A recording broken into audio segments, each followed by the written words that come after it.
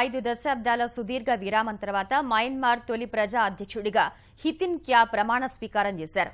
National league for democracy అధ్యక్షురాలు, ఆ దేశంలో ప్రజా హక్కుల కోసం పోరాడిన నేతగా పేరు తెచ్చుకున్న ఆంగ్ సాన్ సూచీకి తిన్ క్యా ప్రధాన అనుచరుడు.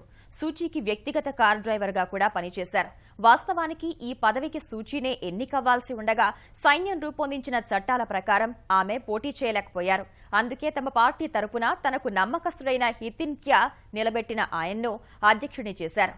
ప్రజా ప్రతినిధుల ద్వారా మయన్మార్కు అధ్యక్షుడు ఎన్నిక కావడం 54 ఏళ్ల తర్వాత ఇదే తొలిసారి.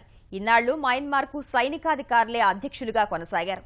ఇటీవల జరిగిన సాధారణ ఎన్నికల్లో సూచీ పార్టీ ఘన విజయం సాధించిన నేపథ్యంలో సైన్యం తరపున అధ్యక్ష బరిలో నిలిచిన వ్యక్తి చిత్తుగా ఓడిపోయారు.